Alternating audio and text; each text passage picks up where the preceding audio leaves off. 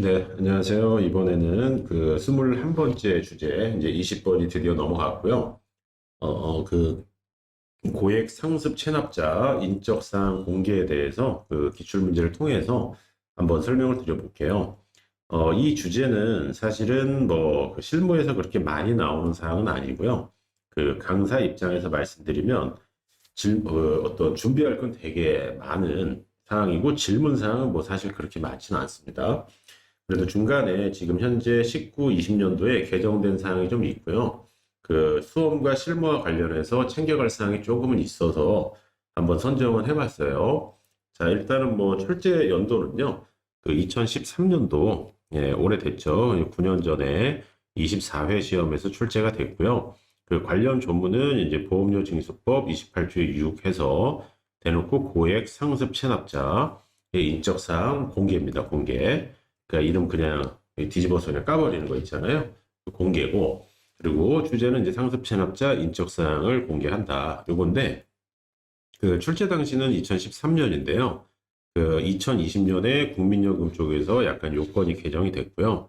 2019년도에 건보 쪽에서도 그 체납자 인적사항 공개 기준이 살짝 바뀌었어요. 참고로 건강보험이 가장 빡셉니다. 이쪽은 뭐 얄짤 없는 보험이기 때문에요. 그 1년, 그 납부일로부터 1년 지나고 1,000만 원 이상만 체납돼도 바로 공개할 수 있게 돼 있고요. 국민연금은 이제 같은 1년이에요. 왜냐면 보건복지부에서 하기 때문에. 하지만 금액은 2천이고요.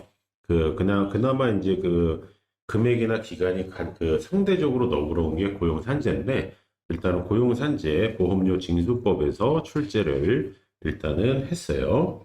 그러면 이제 문제를 한번 보면요. 자, 문제에서 고용보험 및 산업재해 보상보험의 보험료 징수 등에 관한 법률상. 이 법 이름 굉장히 길죠.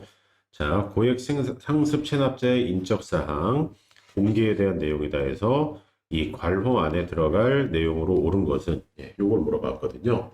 자, 일단은 그 징수 권한은 늘 건강보험공단이 있다라고 그랬어요. 그러니까 그 고용산재보험이 나왔는데 갑자기 왜 건보가 나오지? 이렇게 오해하시면 안 되고요. 보시면 이 법에 따른 납부기한, 납부기한은요, 보통은 이번 달 보험료는 다음 달 10일까지 내게 돼 있어요. 그래서 다음 달부터, 그러니까 다음 달 10일까지 내는데 그 달에 다음 달부터 지금 어떻게 되는 거냐면 어떤 기간이 지난 보험료와 이거는 그냥 좀 편하게 보십시오. 보시면 이 법에 따른 그 밖의 징수금, 즉 거두어 들어야 될 징수금과 체납 처분이 아니라 체납 처분 비용이에요. 체납 처분 비. 이거는 뒤에 설명드리겠지만 그 체납 처분을 하고 걷어 들이려면 공단도 돈을 쓰거든요. 각종 압류 비용, 통신 비용.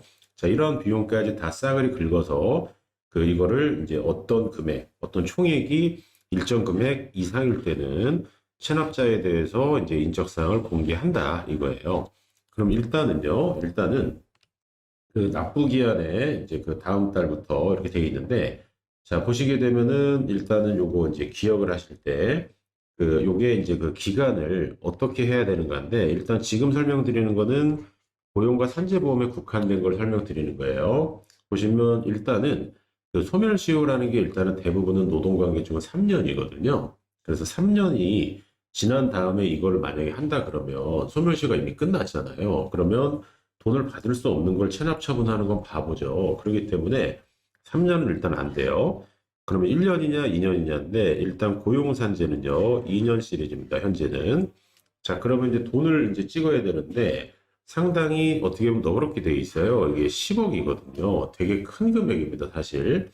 근데 그 10억이면은 이렇게 그 체납한 사람이 있을까라고 생각하실 텐데 그 건설회사 큰 데들은요, 천인 이상 사업장은 그 보수 총액 자체가 100억이 넘을 때가 있어요. 그러면 그 보험료를 적용하고 한 3년만 땅땅땅 때리면 10억은 가뿐하게 넘는 경우가 많아요. 그래서 그 정답은 일단 4번입니다. 4번. 그러면 이제 구체적인 설명을 드릴 텐데 뒤에 내용이 좀 많습니다. 그래서 읽어 드리면서 한번 설명을 드려볼게요. 자, 보시면 고용산재보험법상 고액 상습 체납자의 기준은요. 일단 보시게 되면은 납부기한의 다음 달부터 이제 2년 10억 원이에요. 그러니까 뭐 4월분 보험료가 드디어 10억이 넘었다 그러면 5월 10일까지가 납부일이거든요. 그러면 그 5월 10일에 다음 달부터니까 이제 6월 1일부터 세서 2년이 넘거나 10억 원이 아니, 넘거나가 아니라 2년이 넘고 10억 원이 넘으면 고액 상습 체납자로 봐요. 근데 보시면은 징수권한은 건강보험에 있다라고 이제 말씀드렸고요.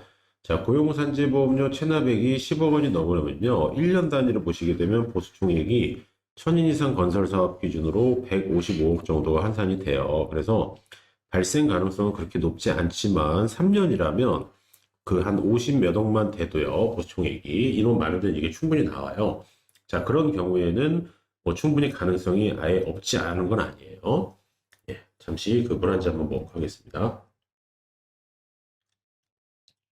자, 이렇게 보시게 되면은 그 앞서 잠깐 말씀드린 것처럼 자, 소멸시효가 3년이에요. 3년인 걸 고려하면 체납의 기간은 2년으로 설정했죠. 나머지 1년은 저희도 청구를 위해서 공격을 해야 되니까요. 공단 입장에서는. 자, 근데 그 요거는 이제 그냥 뭐 시험에 나올 내용은 아니고요. 편안하게 들으시면 자, 근데 이제 그 소멸시효가 3년이라고 그랬는데요. 월별 보험료를 계속 고지를 했고요.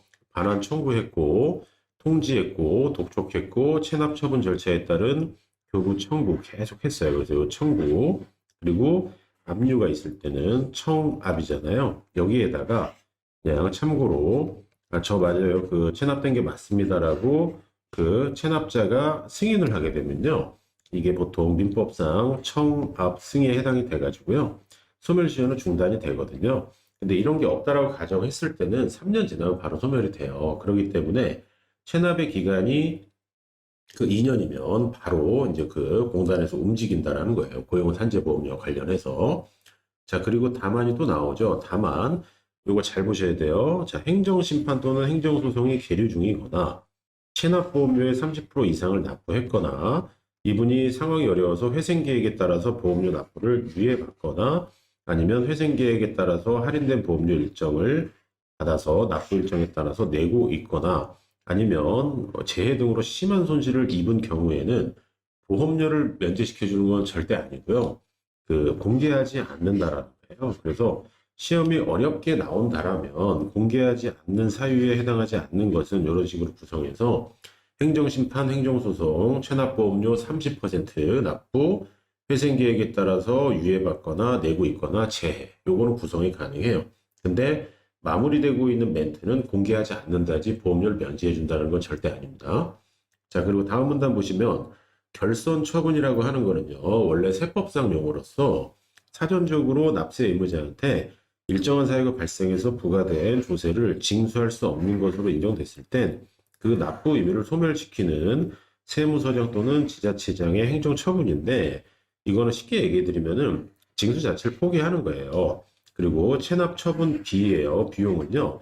사전적으로 국세징수법 중에 체납 처분에 관한 규정에 따라서 압류하거나 물건 뺏어고 보관하거나 운반하거나 공매에 드는 비용 또는 통신비를 체납 처분비라고 하는데 그 체납자 때문에 발생했기 때문에 소송 비용을 전가시키듯이 이 체납 비용도 당신이 내라라고 하는 게 체납 처분비예요. 자, 그럼 다음 슬라이드로 넘어가서 좀 더 자세하게 볼게요. 그 보험료 징수법 29조에 따르면요. 소멸시효가 완성 3년이 됐거나 징수할 가능성이 없다고 아예 그냥 대통령령이 정하는 건데 일단 체납자가 사라졌어요. 그리고 체납자가 돈이 한 푼도 없어요. 무자력. 그리고 국세하고 지방세가 4대 보험에 먼저 충당이 되는데 이거를 충당했더니 완전히 그냥 거지예요. 그리고 파산하고 회생 결정에 따라서 보험료 납부 책임을 면제받는 경우 있죠. 자, 이런 경우는 어차피 실익이 없습니다. 그리고 체납 처분이 끝났어요. 이제 체납 처분을 했는데 그 체납의 처분 자체가 예를 들어 당신이 지금 3억밖에 없는데 우리가 10억을 받아야 되는데 3억밖에 없다라는 게 확실하니까 그 3억이라도 내라. 그러면 이제 끝나겠다라고 하는 경우가 있어요. 그럴 경우에 체납액 10억에 충당된 배분 금액이 그 체납액보다 적은 경우에는 자, 이럴 때는 뭔가 짱파가 났을 수도 있죠. 7억을. 그랬을 때 그런 게 있을 수 있으니까 고용노동부 장관의 승인을 받아서요. 자, 우리 결손 처분합시다라고 결정을 할 수가 있거든요. 이럴 때는 그냥 포기하는 거예요. 자, 그런데 이거를 이런 식으로 계속 결손 처분을 하게 되면요. 선량한 다수의 보험자가 계속해서 돈을 내니까 결손 처분 후라도 압류재산, 이 짱박아 놓은 압류재산이 발견된 경우에는 당연히 취소하고 다시 체납 처분을 해야 된다. 그러니까 끝까지 쫓아간다. 이렇게 돼 있어요. 자, 그러면 다시 저희 이제 본질로 돌아가세요. 문제의 본질로 돌아가서 인적사항 공개는요, 바로 또 이루어지는 게 아니에요. 이건 참고사항입니다. 자, 보험료 징수법, 요 지금 같은 조문 2항에서요, 건강보험공단 산하에 보험료 공개심의위원회를 두고 있는데요. 그 사망에서 심의 후 공개합시다라고 하더라도 소명의 기회를 한번 주는 거고요. 그리고 6개월 후에 이분의 납부 사항을 고려해서 공개 여부를 재심의할 수도 있다고 되어 있기 때문에 사실 공개까지는 이제 넘어가야 될 산이 꽤 있어요.